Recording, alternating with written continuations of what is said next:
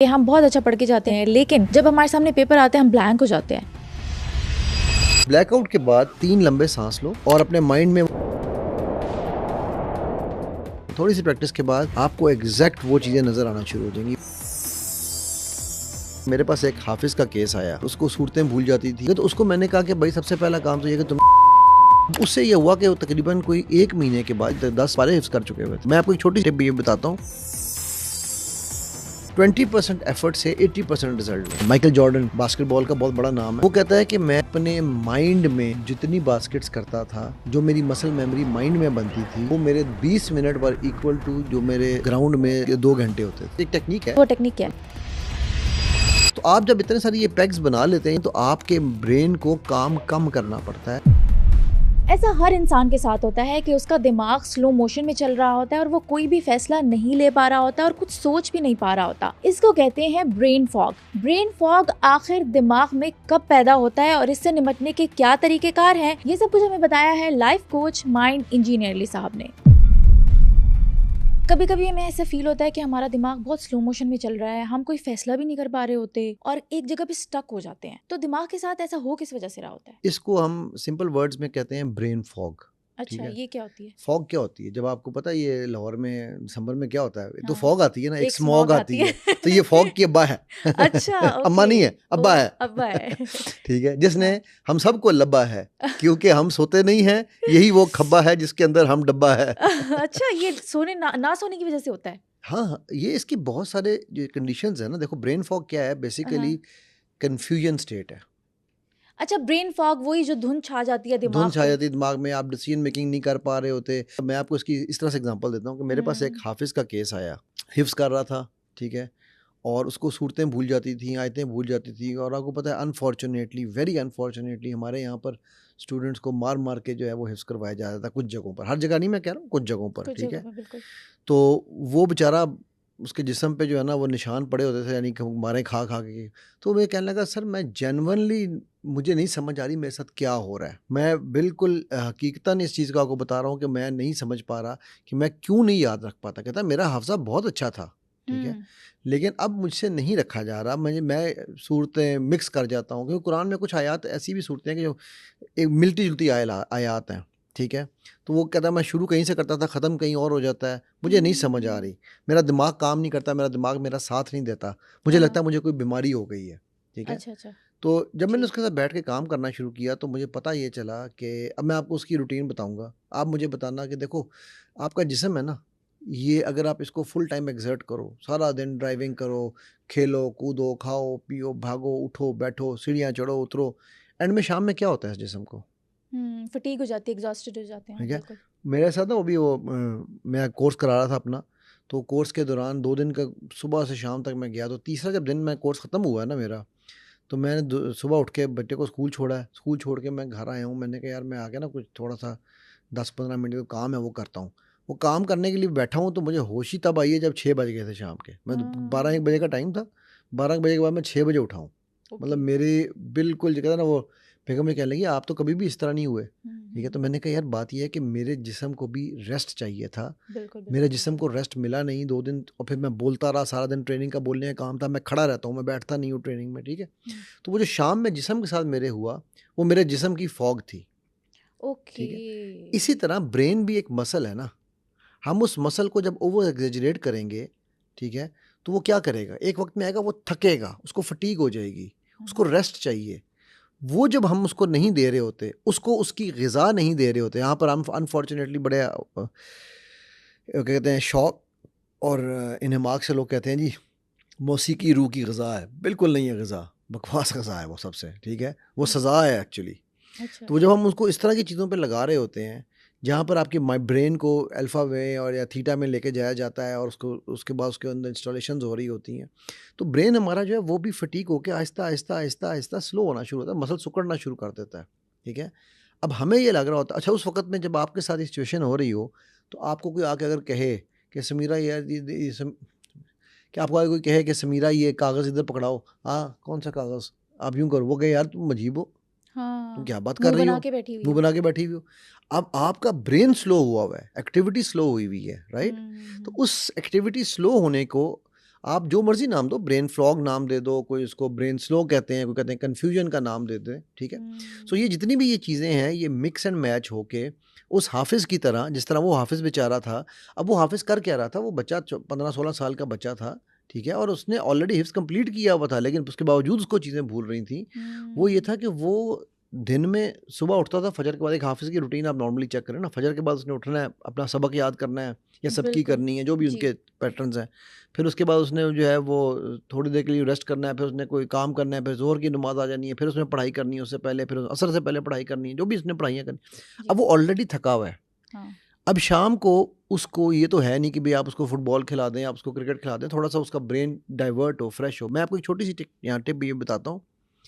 आम तौर पे ना जैसे नज़र इसकी ख़राब हो ना, तो उसको कहा जाता है कि बच्चे को या बड़े को ना कि यूँ शॉर्ट में देखे और फिर यूँ देखे, सब्ज़ा देखे, यूँ देखे, सब्ज़ा देखे, इधर देखे। मतलब उसकी ना आँखों को दूर नज़दीक की मूवमेंट दी जाती है, ताकि जो है वो आइज़ के जो मसल्स हैं वो यूज़्ड टू हों दूर नज़दीक के, और डिफरेंट से, और सब्ज़ा अच्छा जो है वो उनको ज़्यादा ईज़ आउट भी करता है, ठीक है? ओके ओके ओके सही सो वो इसी तरह अब वो हम्म हाफ़िज़ साहब जो हैं वो कुछ और खेलते नहीं थे। हम्म सबक बैठ लिया, सबक, सबक, सबक, सबक, सबक। शाम को जब सबक ख़त्म हुआ, हाफ़िज़ साहब घर आए, हम्म हाफ़िज़ साहब ने मोबाइल पकड़ा। मम्मा अब्बा ने कहा सारा दिन का बच्चा थका हुआ आया है। हम्म अब वो रात को 10, 11, 12 बजे तक मोबाइल पे बैठा है। सुबह उसने 3 बजे फ़जर पे उठना है, ठीक है? तो जब वो 4-5 घंटे की नींद हो रही है, तो उसकी मैंने सिंपल जो रूटीन, एक रूटीन में चेंज सिर्फ़ की। एक तो मैंने उसको कहा अपना डायलॉग चेंज कर दो। कैसे मतलब मुझे ब्रेन फॉग होती है, मुझे कन्फ्यूजन होती है, मुझे याद नहीं होता। हाँ इसको आप ये कहना चाहिए, मुझे याद नहीं होता था, अब मैं हर चीज़ याद रख लेता हूँ। ओ क्योंकि आपका जो माइंड है ना, ये झूठ और सच में फ़र्क नहीं जानता। नहीं जानता नहीं, नहीं, नहीं, नहीं, बिल्कुल नहीं जानता। क्यों ब्रेन तो सबसे पावरफुल चीज है वो दुनिया हमने की पहले भी ये की थी ना एक्सरसाइज़ कि बिल्कुल वो की थी मीनार-ए-पाकिस्तान वाली, याद है? जी जी जी जी ठीक है? जी जी हाँ तो जी आपके वो हाथी कैसे आया था आपके माइंड में? आ, ठीक है? हाँ आप बच्चे को कहते हो स्विच के करीब मत जाओ, बच्चा कहाँ जाता है? स्विच के करीब, स्विच के ठीक। करीब जाता है अच्छा, अब लेमन वाली एक्सरसाइज भी हमने की थी कि वो लेमन है नहीं, लेकिन आपके माइंड में फ़ौरन लेमन की हाँ पिक्चर आ उसकी जाती है, खुशबू आ ठीक रही है? है हमें हाँ जी बिकॉज़ तो जो ये माइंड है ना, ये वो फ़िल्मों में लोग देखते हैं कि रो रहे हैं अंदर, तो पीछे सारा सिनेमा रोना शुरू हो जाता है, ठीक है? तो हम्म, इसको झूठ और सच में फ़र्क नहीं पता। इसको आप जो खिलाओगे, ये उसको सच समझ हाँ के खा लेगा, ओके ठीक है? आप इसको ये खिलाओ कि यार मैं ये नहीं कर सकता, मुझे कन्फ्यूज़न रहती है, ये कहेगा ये कन्फ्यूज़ ही रहता है। अच्छा, माइंड की ख़ास बात ये है कि माइंड को डायरेक्ट इंस्ट्रक्शन चाहिए।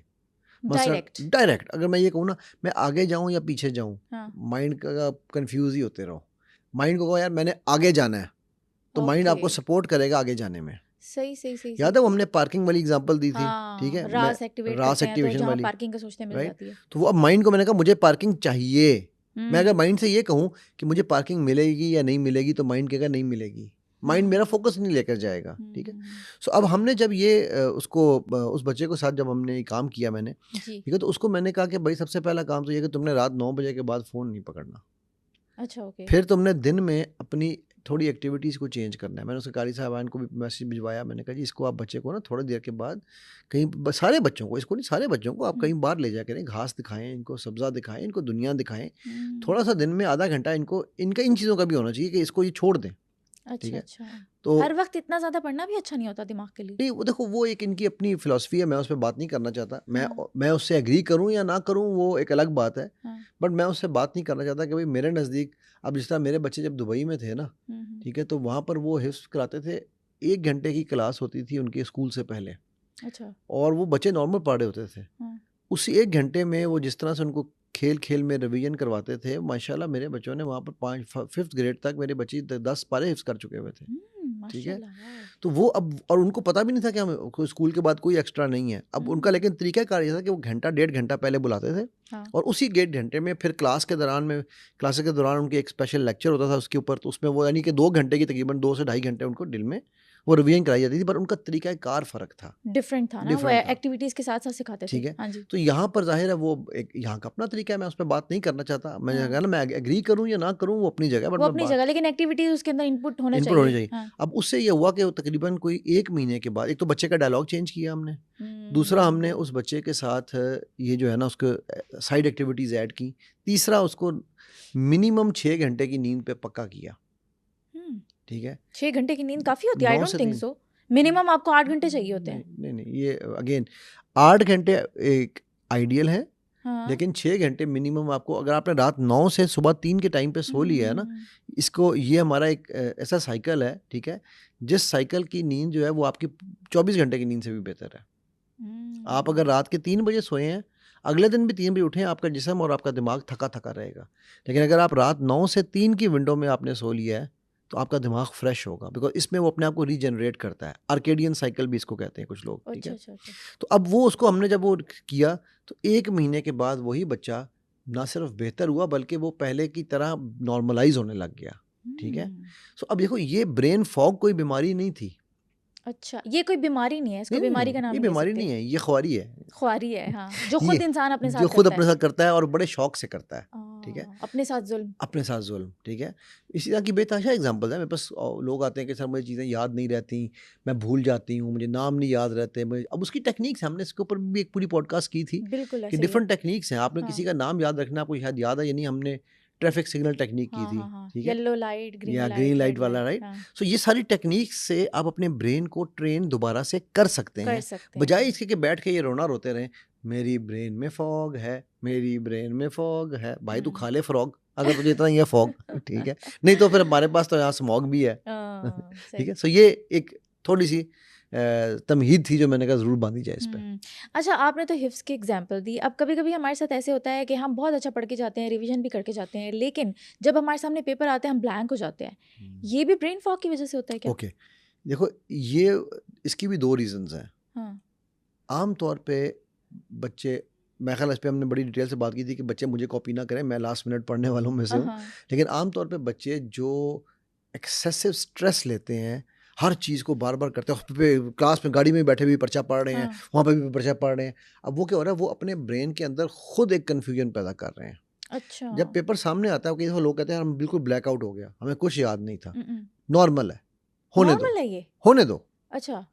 उस ब्लैकआउट के बाद 3 लंबे सांस लो, हाँ ठीक है, हाँ और अपने माइंड में वो पिक्चर्स, वो इमेजेस रिकॉल करो कि मैंने कौन सी बुक पढ़ी थी, कहाँ पर था। हाँ। थोड़ी सी प्रैक्टिस के बाद, या प्रैक्टिस भी कर सकते हैं, थोड़ी सी प्रैक्टिस के बाद आपको एग्जैक्ट वो चीज़ें नज़र आना शुरू हो जाएंगी। वो एक क्या नाम, अपना डिसलेक्सिक बच्चों पे एक मूवी बनाई थी एक ज़माने में आमिर खान ने। वो लोग कहेंगे मौली साहब मूवियों के नाम लेते हैं, वो पता नहीं तारे ज़मीन पर शायद, या तारे क्या, ज़मीन हाँ पर, इस तरह कुछ बिल्कुल। नाम था ना। हाँ जी। तो उसमें वो दिखाता है कि वो यूँ चीज़ें उड़ रही इमेजेस हैं, आ रही होती इमेजेस है, आ रही होती ग्राफिक्स, हैं, राइट। मैथमेटिक्स के तो सारे वो सबके नंबर्स। पास है, अच्छा। ठीक है। होता ये है कि जब हम पेपर देखें, क्योंकि हम पहले, अच्छा, उसके लिए हमारी प्राइमिंग हुई होती है, पर्चा मुश्किल है, फेल हो जाओगे, पर्चा मुश्किल है, तुम नहीं आएगा, तुम, वो सारी प्राइमिंग हुई हुई है। आपने जितना मर्जी पढ़ा है, आपके माइंड में ये चला है, डाला गया है, और ये चल रहा है कि मैं पढ़ भी लूँगा तो मैं फेल हो जाऊँगा, ओह हो, पर्चा बहुत मुश्किल आने वाला है, पता नहीं मेरे साथ क्या होने वाला है। अब ये सारी जो चीज़ें हैं, ये साथ साथ चल रही हैं, ये ऑलरेडी आपके ब्रेन में एक स्ट्रेस हार्मोन रिलीज कर रही हैं। उस नेगेटिव प्राइमिंग का फिर एक रिएक्टिव असर है, और वो है आप ऑलरेडी कॉर्टिजोल प्रोडक्शन कर रहे हैं, नेगेटिव स्ट्रेस हार्मोन्स प्रोड्यूस करके बच्चे को एग्जाम के लिए भेज रहे हैं, या बच्चे पे हमने प्रेशर इतना डाला हुआ है। तो फिर उसको ये बताया जाता है कि यार, आम तौर पे ये जुमले यार पर्चा देख के बंदा ब्लैकआउट हो जाता है, हाँ हाँ हाँ पर्चा बड़ा मुश्किल आने वाला है, हाँ ठीक है। हाँ। अब वो पहले ही आपने अपने माइंड को ये रेडी कर लिया है कि पर्चा मुश्किल होना है, मैंने ब्लैकआउट हो जाना है, मुझे समझ नहीं आना। मेरे पास कई बार लोग आते हैं कि जी बच्चा क्लास में तो बहुत अच्छा है। हाँ। ये वो हिसाब है कि देखो, जिस तरह क्रिकेटर्स हैं ना, कुछ क्रिकेटर होते हैं जिनको हम कहते हैं ये नेट के क्रिकेटर हैं। नेट पे वो छक्के इतने लंबे लंबे मारेंगे, हाँ। छोटे क्लास की खेलेंगे, ग्राउंड में जाएंगे थर थर थर थर तर थर तर थर तर हो काम रहे, जाएगी, हाँ। क्योंकि उनको ग्राउंड में खेलने की तैयारी नहीं कराई गई, पॉइंट। ठीक है। उनको अब आप एक चीज़, मैं नेट्स में अक्सर लोगों को ये कहता होता हूँ, ये क्रिकेटर्स को ये बात समझनी बड़ी ज़रूरी है। वो नो बॉलें करा रहे होते हैं नेट पे, ठीक है, क्रीज से आगे पीछे बॉल फेंक रहे होते हैं, मतलब सुस्त बॉलें फेंक रहे होते हैं कोई उनका, और वो एक्चुअल मैच में वही बंदा नो बॉलें और वाइड बॉलें करता है, क्योंकि वो अपनी मसल मेमोरी वो डेवलप कर रहा होता हाँ है, हाँ हाँ ठीक है। हाँ, मैं जब ब्रेन ट्रेन हो गया ना ब्रेन वैसे। एग्जैक्टली, जब मैं अफगानिस्तान के साथ काम कर रहा था ना, तो वहाँ पर जॉनथन ट्रॉट जो उनका कोच था, ही वुड मेक श्योर, वो कहता था कि भाई तुमने नेट में नो बॉल नहीं करनी। अच्छा। नेट में एक्सल सही बॉल होगी जो एक्चुअल तुमने मैच में करनी है, वही स्पीड, वही जगह, वही सब कुछ, और उन जगहों पे बॉल गिरनी है, और एक ही जगह पे बार बार बॉल गिरानी है, ठीक है। ये है प्रैक्टिस। अच्छा, मैं यहाँ पर ना माइकल जॉर्डन, ठीक है, उसकी एक मैं स्टोरी आपको सुनाता हूँ। बास्केटबॉल का बहुत बड़ा नाम है, ठीक है, दुनिया का सबसे best one of the best basketballers था शकील ओनील और माइकल जॉर्डन, ये बड़े नाम है। तो वो कहता है कि मैं अपने माइंड में ठीक है, जितनी बास्केट्स करता था, जो मेरी मसल मेमोरी माइंड में बनती थी, वो मेरे 20 मिनट वर इक्वल टू जो मेरे ग्राउंड में 2 घंटे होते थे। सो 20 मिनट की मेंटल प्रैक्टिस इक्वल टू 2 घंटे की ग्राउंड प्रैक्टिस। अच्छा, वो कहता था कि उसकी ना 3 पॉइंटर बहुत अच्छा था। उसको लोग कहते थे कि भाई इसकी 3 पॉइंटर 10 में से 9 लगती हैं। अच्छा, अगर 3 पॉइंटर्स क्या होते हैं? बास्केटबॉल में ना एक स्कोरिंग होती है, आम बास्केट करें तो 2 पॉइंट मिलते हैं। अच्छा, कुछ बास्केट के 1 पॉइंट होता है। एक होती है जो अगर आप डी से बाहर से खड़े होकर करें तो 3 पॉइंट मिलते हैं। ओके, ठीक है, उसको 3 पॉइंटर्स का किंग कहा जाता था ना। तो वो कहता था कि मैं अपने माइंड में 3 पॉइंटर जो है ना यूं बार बार मारता था 20 मिनट तक। उसके बाद मैं जाके ग्राउंड में मारता था, तो मेरी जो है वो प्रैक्टिस अच्छी होती थी। वाओ, ठीक है, क्या बात है। यानी खुद मतलब खुद ही विजुलाइज करता हाँ था? हाँ, खुद ही वो विजुलाइज, उसका भी एक टेक्निक है। मैं अच्छा, छोटी सी एक टेक्निक टेक्निक है, बताएं क्या वो टेक्निक क्या और है? देखो, तरीकाकार ये होता है कि अब आपने अगर पहले पहले आप बैठेंगे यूँ आराम से बैठ के आप अपने माइंड को रिलैक्स करेंगे। रिलैक्स करने के बाद आप अपने माइंड में ऐसे इमेजिन करेंगे आप ग्राउंड में हैं और अब आप 3 पॉइंटर मार रहे हैं। ठीक है, फिर आप अपने हाथों को 10 20 50 आपने वो माइंड में मारी। फिर आपने माइंड उसी तरह आंखें बंद है, आपने अपने माइंड से हाथों के साथ फिजिकली भी 3 पॉइंटर जो है ना वो लगाई। ठीक है, जिस तरह अपनी टांगों को भी उठाना, जिस तरह आपने एक्चुअल ग्राउंड में खेलनी है उस तरह आपने बैठे खड़े होकर ना यूं यूं कर रहे हैं आप। ठीक। फिर उसके बाद जो है वो आप ग्राउंड में जाएंगे और ग्राउंड में जाकर आप उसकी रियल प्रैक्टिस करेंगे। तो आपकी मसल्स की मेमोरी, क्योंकि अगेन याद रखो माइंड को नहीं पता कि झूठ क्या और सच क्या है। जो आप माइंड में 3 पॉइंटर मार रहे हैं वो भी माइंड उसको सच समझ रहा है, क्योंकि आप फिजिकली हाथ भी मूव कर रहे हैं। वाओ, सही बात है। ठीक है, जबरदस्त। तो अब अच्छा ये एक चीज़ याद रखना, ये जो बच्चे जिनकी ब्रेन फॉग्स होती हैं, ज़्यादातर वो बच्चे यानी एग्जाम में पर्चों में ज़्यादातर वो बच्चे होंगे जो देख के या सुन के याद करते हैं। देख के, सुन के, मतलब वो लिखेंगे नहीं, प्रैक्टिस नहीं करेंगे। अच्छा, लिखना छोड़ देते हैं आजकल लिखना बच्चों ने, तो छोड़ लिखना ही छोड़ छोड़ दिया। दिया, चैट right? जीपीटी से पूछ लिया, हाँ, पिक्चर ले नहीं ली। वो मुझे पूरा पूरा मैथ्स याद हो गया जी, वो भाई मैंने पढ़ लिया जी, भाई ये नहीं होता पढ़ के। ठीक है, आपको लिखना क्यों ज़रूरी है? क्योंकि ये जब तक हिस्स आपकी नहीं लगेगी, ये हिस्स आपकी टच की, देखो 3 हिस्सों का, किसी भी चीज़ की लर्निंग के लिए 3 हिस्सों का आना ज़रूरी है। ठीक है, देखने की हिस्स, सुनने की हिस्स और फील करने की, टच करने की हिस्स। ठीक है, छूने की हिस्स। सो ये 3 हिस्सों को जब आप इस्तेमाल कर लेंगे तो ऑटोमेटिकली, अगर आप दूसरी 2 भी कर लें, सूंघने और चखने की भी कर लें तो बहुत अच्छा है। ठीक है, लेकिन अगर आप नहीं भी कर रहे हैं तो इन 3 हिस्सों को जब आप इस्तेमाल करके किसी भी चीज़ को रिप्रोड्यूस करना चाहेंगे तो अब मैं आपको इसकी एक मिसाल देता हूँ। हमारे पास हमारा मतलब अब तो हमें उस वक्त बात नहीं समझ आती थी, अब समझ आती है। एक दोस्त था हमारा कॉलेज के ज़माने में, उसने एक पेन रखा हुआ था।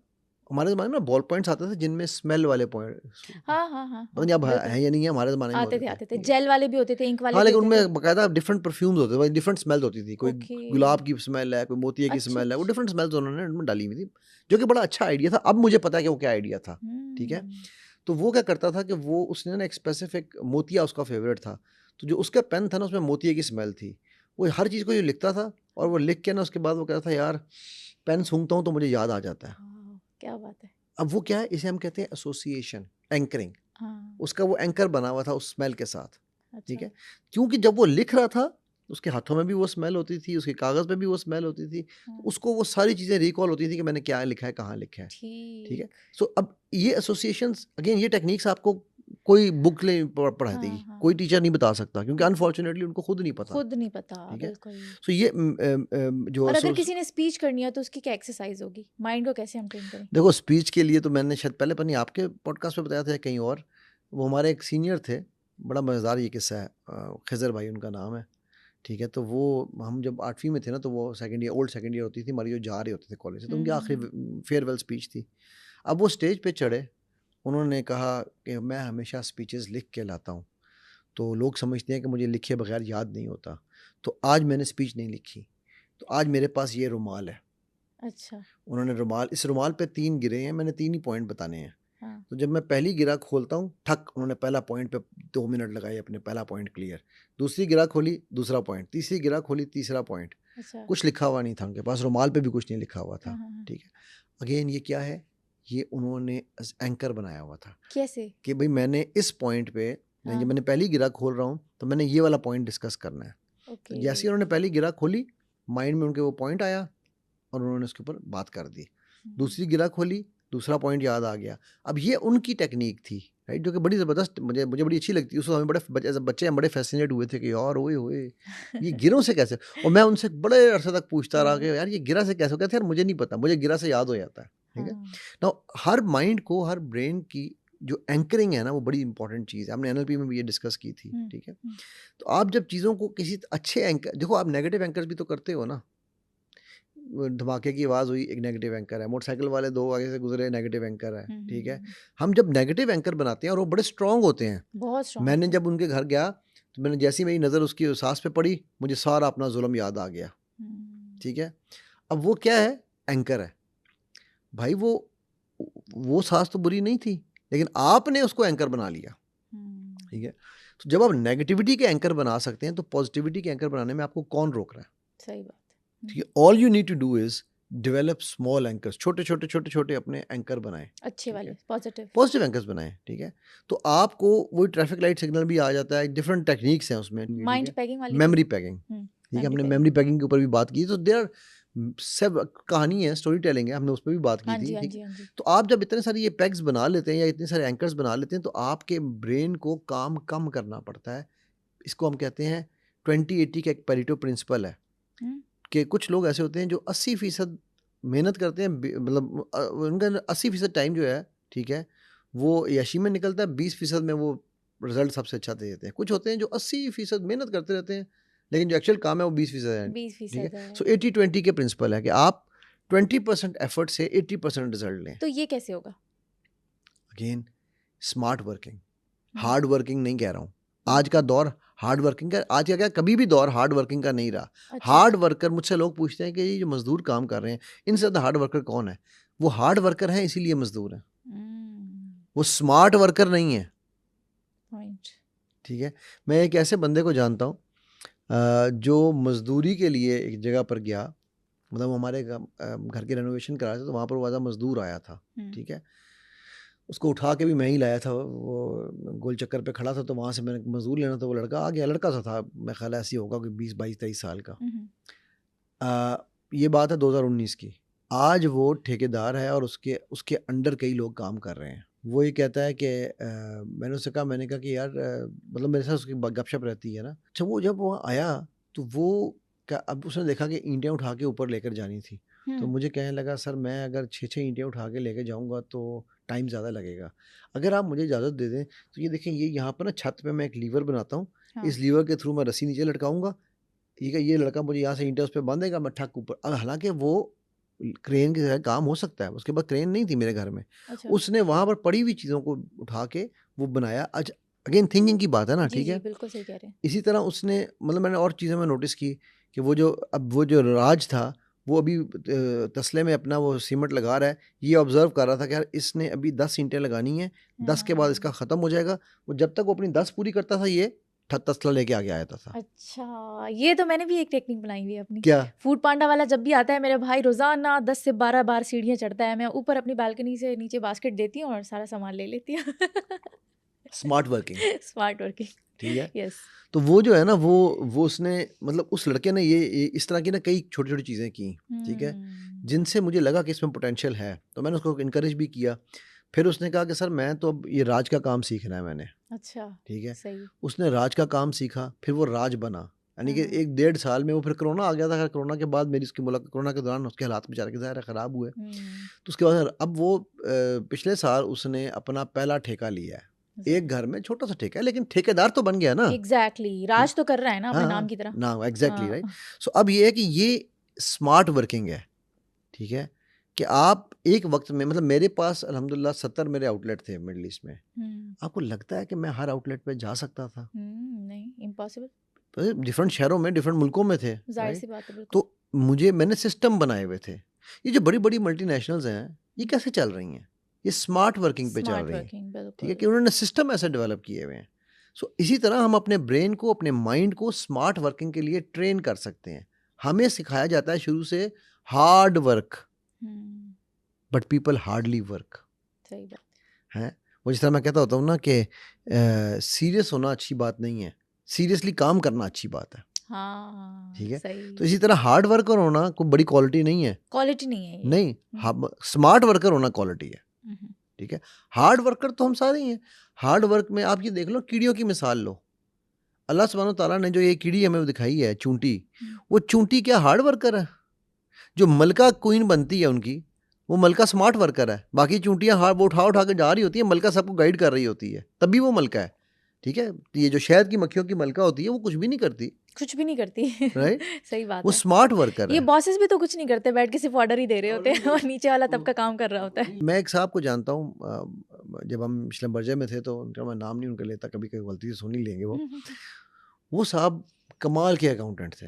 अच्छा। उनके दफ्तर में जब भी जाओ, हर वक्त वो बंदा काम कर रहा है, काम कर रहा है, काम कर रहा है, इतनी इतनी फाइलों का परंदा। तो हम बड़े इंप्रेस होते थे, जब मैंने नया नया ज्वाइन किया ना, बैक इन 98 की बात कर रहा हूँ, तो हम बड़े इंप्रेस होते थे कि यार ये बंदा कितना काम करता है यार। तो मेरे एक बॉस थे, जब मतलब वो नया वो आया ना, वो था गोरा था, वो जब उसकी नया चेंज होके आया तो उसने आते ही उससे कहा, सबसे पहले उसने कहा, यार कल से तुम्हारी टेबल में मुझे एक कागज़ नज़र ना आए।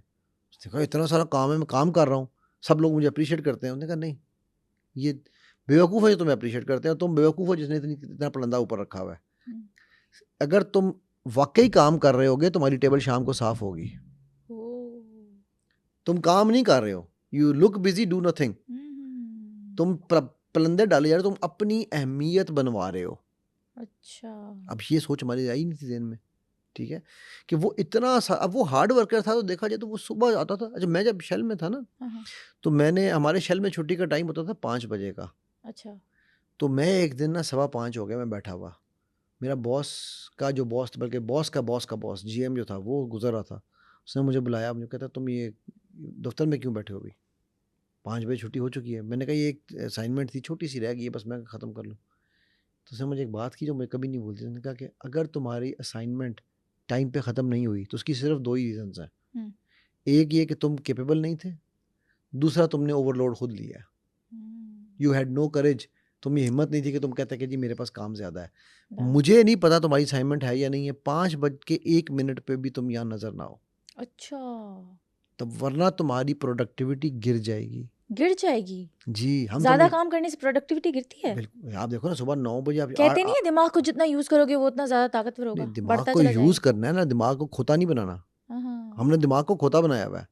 Hard worker is like a donkey brain, smart worker जो है वो मंकी ब्रेन है। तो या ये जो सिस्टम के स्कूल है, इतनी उनकी बड़ी किताबें होती हैं, कॉन्टेक्स्ट में इतने सब्जेक्ट्स होते हैं, मुझे वो एक बात सही है या गलत है फिर? मुझे एक बात बताओ ना, ये मिथें पता नहीं कहाँ से आई हैं, ठीक है, लोगों की ये मिथ्स हैं कि भाई आप बोझ डालो, जितना बोझ डालोगे पता चलेगा। यार कोई थोड़ा थोड़ा आप नर्सरी के बच्चे को पीएचडी की किताबें क्यों नहीं पढ़ाते? पढ़ाओ ना, बोझ डालो तो फिर वो बोझ डालो ना। चलो मास्टर्स की पढ़ा लो, चलो बैचलर्स की पढ़ा लो, कर लेगा?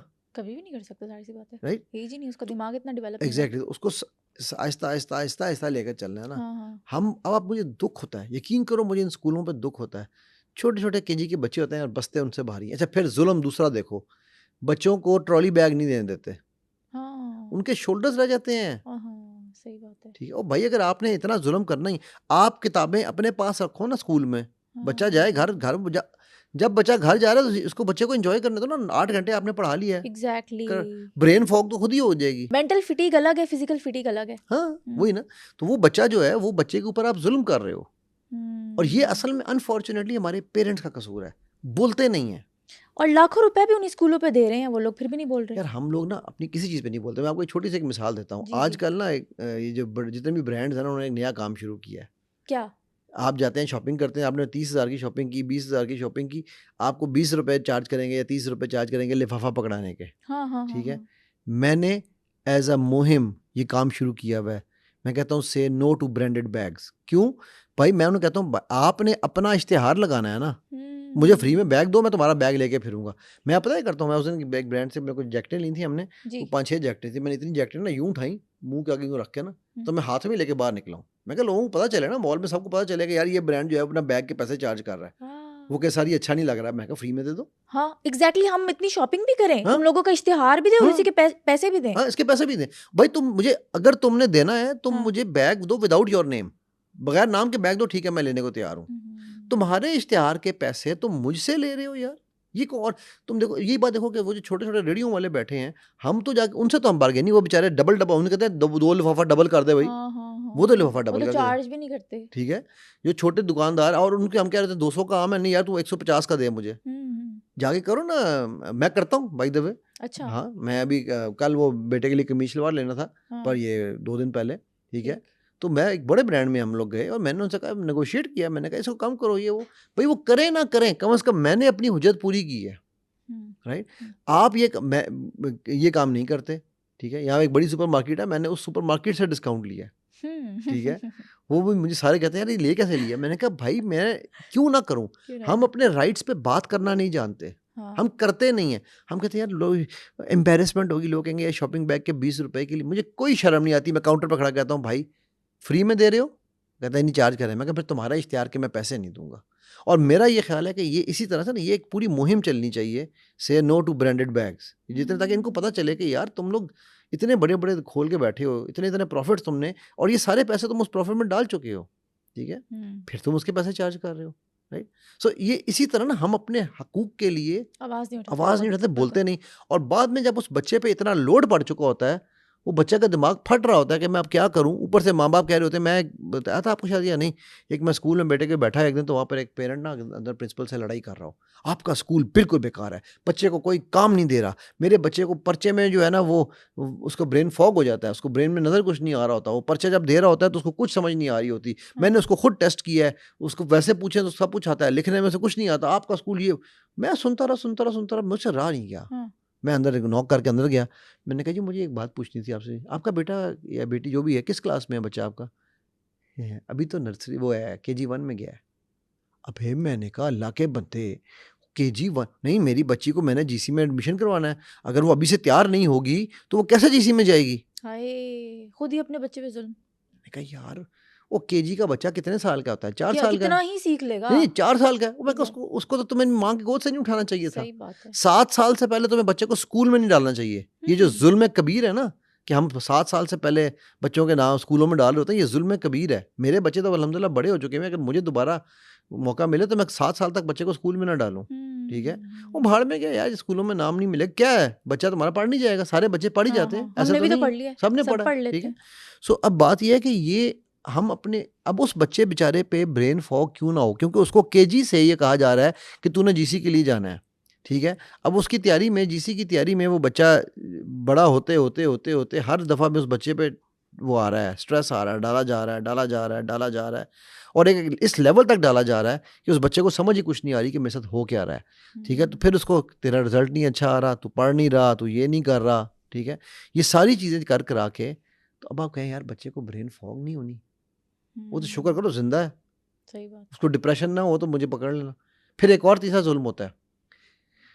मैंने एक बच्ची के साथ केस किया, शी वॉज 31-32 की लड़की थी। वो 14 साल की उम्र से उसने ना बाय बाय कर दिया हुआ था पढ़ाई को, 14-15 साल की उम्र से। मतलब पढ़ती अच्छा। थी, लेकिन वो कहती है कि मुझे, वो मैथ्स की जीनियस थी। वो कहती है सर मुझे मैथ्स से इश्क था, नंबर मुझे देखती तो मुझे बड़ा कुछ होता था, लेकिन मेरे खानदान में कोई डॉक्टर नहीं था, तो घर वालों ने कहना शुरू कर दिया कि तूने बायो पढ़नी, डॉक्टर बनना है, डॉक्टर बनना है। जब मैट्रिक का रिजल्ट आया, मैट्रिक में मेरे मैथ में 100/100, बायो में मेरे मैथ्स में बायो में मेरे मैट्रिक में मैं जो है ना वो मर के पास हुई, ठीक है। तो उन्होंने कहा नहीं तूने FA में भी बायो FSC में भी बायो लेनी है, तूने डॉक्टर बनना है। कहती सर मैंने उस दिन तय कर लिया था कि मैंने अब नहीं पढ़ना, तो मैंने करने को तो मैंने जान के नहीं पढ़ा ताकि मेरा मेडिकल कॉलेज में एडमिशन ना हो, ठीक है। कहती है मैंने जान के जब लेकिन ये था कि मुझे मैथ्स का शौक था, मैं मैथ्स को अपने साथ साथ रखती रही हूँ। अच्छा अच्छा। अब मैं 31-32 साल की हो गई हूँ, मैं डिप्रेशन की दवाइयाँ 16 साल की उम्र से खा रही हूँ, ठीक है। सिर्फ इस गम में कि जो मुझे शौक था वो पूरा नहीं करने दिया, वो नहीं पढ़ने दिया। कि यार अगर मैं इंजीनियर बन जाती तो क्या फ़र्क पड़ना था। सही बात है, फेल होने से तो अच्छा था, अपने ख्वाब भी पूरे कर लेते। एग्जैक्टली कहती अब मेरे अब्बा को रियलाइजेशन हो रही है, लेकिन अब मेरा पढ़ने को दिल नहीं करता, ठीक है। तो देखो अब आप ब्रेन फॉग के लफ्ज़ को, अब मॉडर्नाइज लफ्ज़ को हम ये देखें कि हम कर क्या रहे हैं और उनके नताइज क्या आ रहे हैं। ये सारी चीज़ें कंट्रीब्यूट करती हैं, ठीक है। जो लोग, जिनको ये कहा जाता है ना कि जी नाम नहीं याद रहते, आप भुलक्कड़ है, अब हमने उसको भुलक्कड़ भुलक्कड़ भुलक्कड़ 3 दफ़ा भुलक्कड़ कहा कि उसने कहा हाँ मैं भुलक्कड़ हूँ, कर लो जो करना है, ठीक है ना। वो जिस तरह वो पंजाब पुलिस का एक किस्सा मशहूर है ना, मजाक वाला है, मजाकिया है, सीरियस ना लेना, ठीक है। कि वो एक किसी का वो ये है ना हिरन गुम हो गया। अच्छा। तो वो उन्होंने बड़ा ढूंढा हिरन ना मिला, तो उन्होंने कंप्लेंट कर दिया कि थाने में। थोड़ी देर बाद एक हाथी को लाके उन्होंने थाने के बाहर खड़ा किया और हाथी कहे मैं हिरन हूँ, मैं हिरन हूँ, मैं हिरन हूँ। उसको इतना मारा उसने कहा मैं हिरन हूँ।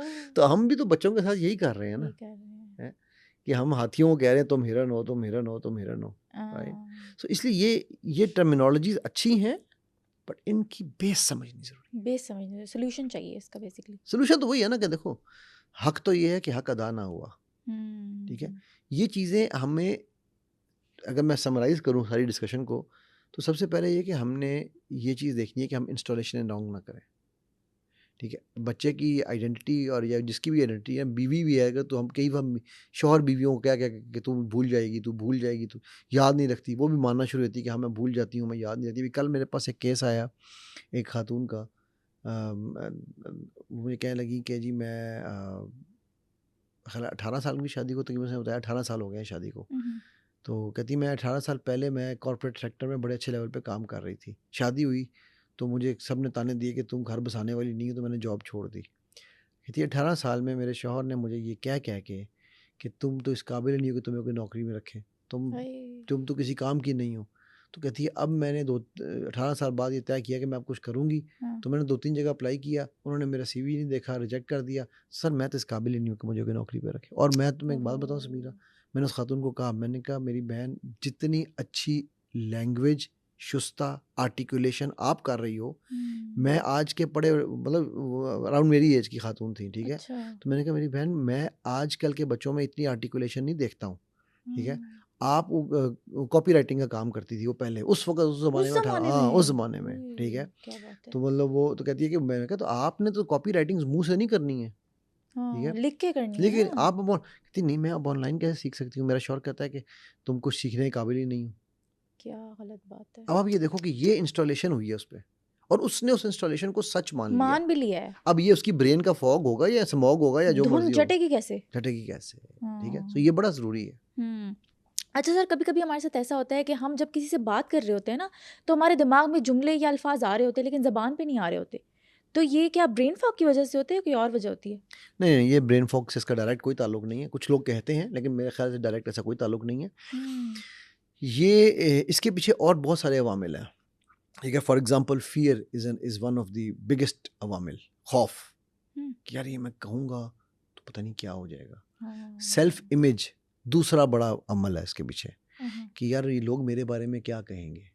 कॉन्शियस बहुत हो जाते हैं। सेल्फ इमेज है ना, तभी कॉन्शियस होते हैं ना कि लोग कहेंगे भाई। अब देखो ना, आमतौर पे आपने ये सवाल सुना होगा, ये जुमला बड़ा आम सुना होगा, सर मैं बड़ा बेवकूफ़ाना सवाल पूछना चाह रही हूँ, ये चाह रहा हूँ। और मैं उन्हें कहता हूँ सवाल कभी बेवकूफ़ाना नहीं होता। सवाल होता है। सवाल होता है, जवाब बेवकूफ़ाना हो सकता है। आपको जुस्तजू होती है, क्यूरियोसिटी होती है कि इस क्या वजह से लोग सवाल नहीं पूछते कि यार हम लोग स्टूपिड ना लगे, लोगों के सामने बेवकूफ़ ना लगे। लोग यार क्या पागल है, ये कोई सवाल है पागलों में। मेरी एक स्टूडेंट थी, उसकी कमाल आदत थी ये, वो हर चीज़ को बच्चों की तरह पूछती थी। अच्छा, ठीक है? बिल्कुल अल्लाह उसके दर्जात बुलंद करे, फौत हो गई। मैंने पहले भी उसका जिक्र शायद किया था एक दिन। बिल्कुल किया था। ठीक है, तो वो जो सीखती थी अप्लाई करती थी और वो सवाल ऐसे बच्चा बन के पूछती थी ना। तो मैं कहता था बेटा, बदिया उसका नाम था, मैंने अल्लाह ताला उसके मग़फ़िरत करें, दर्जात बुलंद करें। मैं कहता था बेटा आपका जो सवाल पूछने का स्टाइल है ना, माइंड ब्लोइंगली ऑसम। अच्छा। कहती है सर ये आप कहते हैं ना, मेरे सारे शौहर और मेरे घर वाले कहते हैं तुम क्या बच्चों वाले सवाल पूछती हो। मैंने कहा बेटा इसको ज़िंदा रखना। खैर अल्लाह ने उसी को अपने पास बुला लिया। लेकिन बताने का मकसद ये है मेरा कि सवाल पूछने में सवाल पूछने वाला गलत नहीं है, सवाल में प्रॉब्लम नहीं है, जवाब देने वाले की प्रॉब्लम है। एक जुमला मेरा और याद रखना, मैं हमेशा कहता होता हूँ कि उस शागिर्द कभी फेल नहीं होता।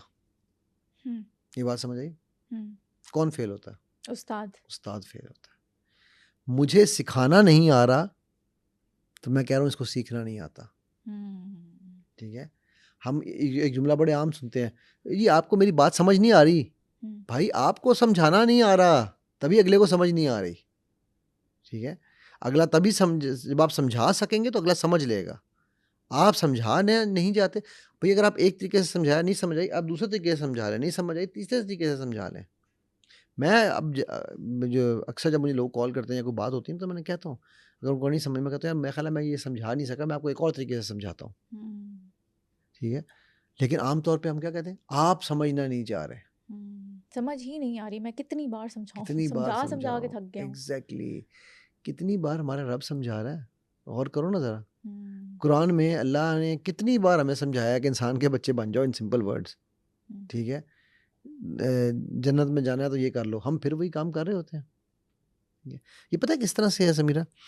ये इस तरह से है कि एक समझो कि आप, ये एक कमरा है, आप बॉस हो मेरी, और आपने मुझे कहा कि जी इस कमरे के अंदर आप जो मर्जी करो, मैं आपको नहीं कुछ कहूँगी, लेकिन इस कमरे से बाहर कदम ना निकालना, ठीक?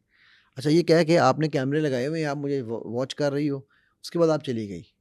6 महीने साल गुजरा, मैंने कहा यार मैं दरवाज़ा खोल के देखूं तो सही बाहर है क्या।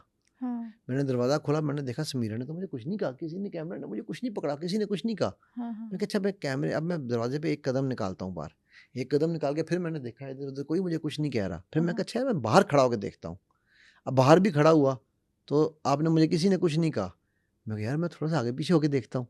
तो ऐसे आहिस्ता आहिस्ता आहिस्ता आहिस्ता इंसान जो है ना वो फिर हदूद से बाहर निकलता है। बिल्कुल बिल्कुल ठीक है, हाँ जी। तो वो रब हमें कितनी दफ़ा एक बात समझा रहा है, हम वो नहीं, उसकी नहीं समझ रहे। तो ये तो छोटी छोटी बात है। कहते हैं कि सांस का दिमाग के साथ बहुत गहरा ताल्लुक होता है, जितनी अच्छी सांस आप लेंगे उतना ही आपका दिमाग एक्टिव रहेगा और फ्रेश रहेगा। क्यों होता है ये पता है आपको? आपके माइंड को या ब्रेन को ऑक्सीजन की कमी हो रही होती है, सबसे कम ऑक्सीजन वहाँ जा रही होती है जब आप और हज़ारों चीज़ों में लगे। मैं देखो ना, डिस्ट्रीब्यूशन ऑफ ऑक्सीजन क्या होनी है, अगर मैं अपने हाथ हिला रहा हूँ तो ज़्यादा ऑक्सीजन मुझे कहाँ चाहिए इस वक्त? यहाँ चाहिए, इन मसल्स में चाहिए, राइट? सो जब आप लंबा सांस, और दूसरी चीज़, हम सांस लेते नहीं, हमें सांस लेना नहीं आता। अच्छा, सांस लेने के भी तरीके होते हैं? ले, कैसे? सांस के लिए अल्लाह ने कौन सा आला बनाया है? नाक। फेफड़ों को ऑक्सीजन की कमी होती है, क्यों? क्योंकि हम सांस लेते हैं शैलो, यहाँ से, ठीक है। एक अभी हम बैठे हैं ना, हमारा सांस यहाँ से है। कुछ लोग होते हैं वो सांस यहाँ तक लेके आते हैं, ठीक है। जो डीप ब्रीदिंग करते हैं वो असल फेफड़ों का इस्तेमाल कर रहे हैं, ठीक है। तो सांस पर दिमाग तक कैसे रसाई करती है? जब आप सांस डीप ब्रीदिंग के लिए लेते हैं, इनहेल करते हैं, तो वो ऑक्सीजन डायरेक्ट पहले आपके ब्रेन में जाती है, ब्रेन में जो फॉग्स हुई हुई होती है उनको क्लियर करती है। अच्छा अच्छा, जैसे तेज हवा जाती है तो धुंध हट छट जाती है, एग्जैक्टली। जब बारिश होती है तो स्मॉग हट जाती है, जब ज्यादा बारिश होती है तो ज्यादा स्मॉग स्मॉग हटती है। हाँ जी। ठीक है, तो वो इसी तरह जब आप लंबा सांस लेते हैं तो वो ऑक्सीजन आपके ब्रेन में जाती है और वो उनके खुलियों में जो जिनमें ऑक्सीजन की कमी हुई होती है उनको खोलती है, ठीक है। उसके बाद ही आप रिलैक्स कर सकते हैं, वरना आपने इसको यूं खींच के रखा होता ना कि जैसे चकड़ाक, ठीक है। वो मेरी बेटी के लैपटॉप पे कोई प्रॉब्लम आई तो मैं लेके गया दोस्त के पास, वो दोस्त नहीं है, उनको मैं कह रहा था उसको जरा सफाई कर दें। तो खोलते मुझे कहते हैं ये आप अपनी बेटी को मारना चाहते हैं? यार क्यों, क्या हुआ? कहता है भाई इसकी बैटरी फटने वाली थी। अबे मैंने कहा बंद लैपटॉप पे मुझे इल्हाम होना है कि बैटरी फटने वाली थी। कहता है अली भाई ये तो शुक्र करो आज आप ले आए हो, ये मैं आपको ये गारंटी दे रहा हूँ कि 1 से 2 दिन के अंदर अंदर ये बैटरी फट जानी थी जिस कंडीशन में बैटरी पड़ी हुई है, तो इतनी ये फूल चुकी है। तो हमने अपने मसल्स को ना, ब्रेन के, यूँ स्ट्रेच किया होता है, उनको ऑक्सीजन चाहिए ताकि वो रिलैक्स करें। लंबा सांस लेते हैं एकदम, कुछ लोगों को तो गनुदगी शुरू हो जाती है लंबा सांस से। क्यों? क्योंकि उन्होंने कभी ब्रेन को ऑक्सीजन पहुंचाई ही नहीं है, अपने सेल्स डेड हो रहे हैं, ठीक है। सो डेफिनेटली आपकी फॉग की, आपकी क्लैरिटी के लिए, आपकी मेडिटेशन के लिए लंबे सांसों की बहुत ज़्यादा ज़रूरत है। और मैं ये कहता हूँ, रिकमेंड करता हूँ कि दिन में कम से कम 2-3 दफ़ा जो है ना आप बैठ के डीप ब्रीदिंग किया करें। अच्छा, डीप ब्रीदिंग के भी एक तरीके हैं, डिफरेंट तरीके हैं वैसे, लेकिन एक जो मैं रिकमेंड करता हूँ वो है कि 3 सेकंड में सांस अंदर, 5 सेकंड रोकना है, 1001, 1002, 1003, 1004, 1005, और मुंह खोल के 3 सेकंड में बाहर निकालना है, ठीक है। अब ये वो साइकिल है कि जिसमें आपके ब्रेन को सारी कुछ मिल रही है, ठीक है। अच्छा, इसमें कुछ 5-5-3 भी है, 5-5-5 भी करते हैं कि 5 सेकंड अंदर, 5 सेकंड रोकना है, 5 सेकंड में निकालना है, डिफरेंट है। बट क्विक वाला 3-5-3 को मैं रिकमेंड करता हूँ कि क्विक वाला है। लेकिन ये कि ये आप दिन में बैठे हुए ऐसे ही जब वेले बैठे होते हैं ना बंदा, तो कर लिया करो, आप देखना आपको इतना सुकून आएगा, मिलता है। बिल्कुल मैं करती हूँ, बहुत सुकून मिलता है, उससे आपकी ऑक्सीजन आ रही है ब्रेन में। तो डेफिनेटली आपकी ब्रेन फॉग को कम करने में ये बहुत अहम किरदार और जब आपको स्पेशली गुस्सा आए तब ये जरूर करें। तब तो लाजमी करें, तब तो वैसे ही करता है बंदा, कहता ठीक है, चलें, थैंक यू। सुनो पॉडकास्ट के बहुत से ऐसे व्यूवर्स हैं जिन्होंने अभी सुनो डिजिटल चैनल को सब्सक्राइब भी नहीं किया, और अगर आप समझते हैं कि मेरे इस पॉडकास्ट से आपने कुछ सीखा या फिर समझा, तो अभी सुनो डिजिटल चैनल को सब्सक्राइब करें ताकि मैं इसी तरह का वैल्यूएबल कंटेंट आप सब लोगों के लिए लाती रहूं।